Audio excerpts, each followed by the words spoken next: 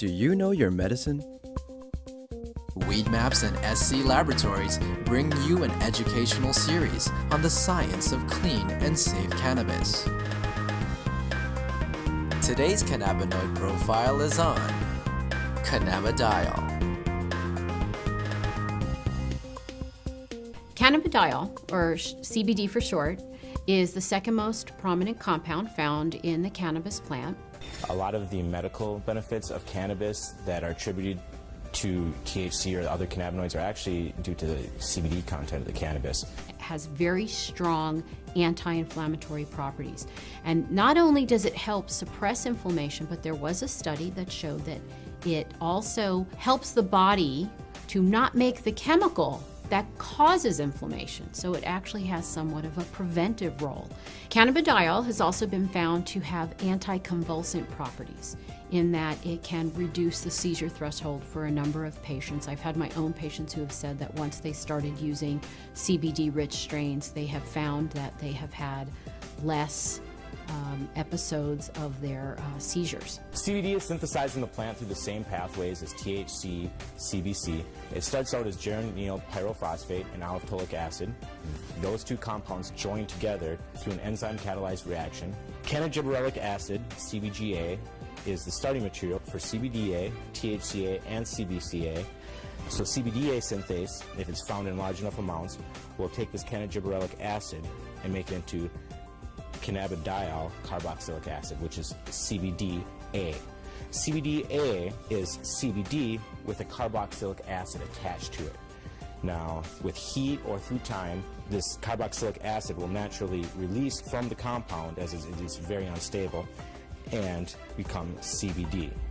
This process right here, where we lose this carboxylic acid, happens at about 80 degrees Celsius. A number of studies were done where they actually gave patients an overdose of THC to see what would happen when they then added CBD. And CBD completely turned around the negative effects of an overdose of THC without changing the levels of THC in the blood. So that means that CBD exerts its own medicinal, just doesn't reverse THC, it actually has its own medicinal properties. CBD has been found to cause cancer cells to what we call commit suicide while preserving the normal cells. And what appears to happen is it appears to bind to the receptors on the cancer cells, which then induce the cancer cell to kill itself. Cannabidiol has also been found to be what we call biphasic in terms of sleep. So at low doses, it's what we call alerting. It kind of keeps you awake. At higher doses, it can be very sedating and cause you to sleep. But what's nice about that is you can control whether or not you are alert or you're feeling tired. When I started testing cannabis about 2 or 3 years ago, we saw virtually no high CBD plants. Almost every plant we tested was high in THC, anywhere from 10% to 20% THC, with some outliers on either end. Some plants would have maybe 1% CBD at the max, 1.5% CBD at the max. Now that we've been testing for a while, we see anywhere from 8 to 15% CBD and maybe 5 or 6% THC in these strains. Some strains we get a 50-50 ratio. It can happen in all different ratios, but what it is it's a recessive gene in plants.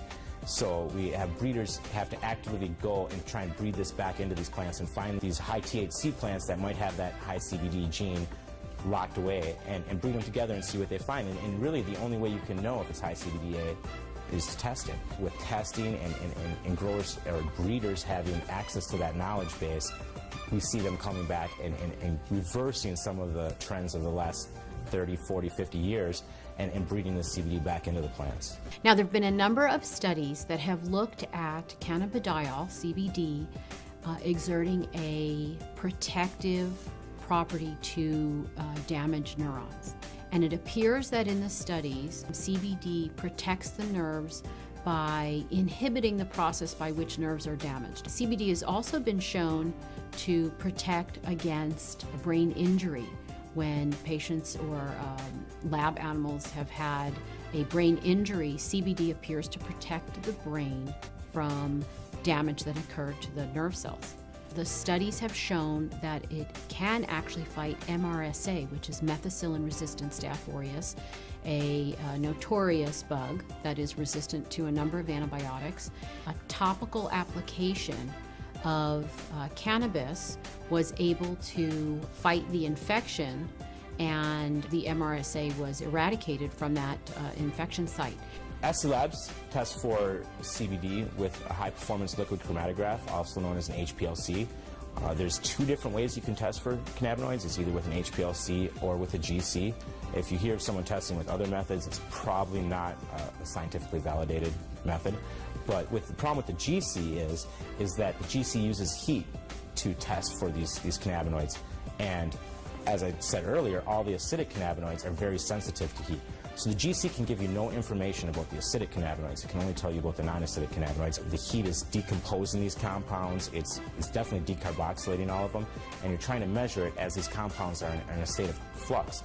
And that's just, it's kind of fuzzy.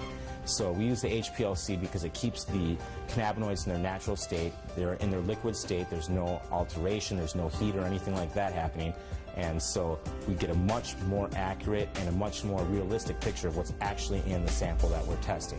One of the important things for people to understand about cannabidiol is it is not psychoactive. That means it does not change your mood, your mentation, the way that THC has psychoactive properties and can actually cause what we call the high. CBD does not do that. For patients who are not interested in the THC effect but are interested in the CBD effect, this is a terrific choice for them to have.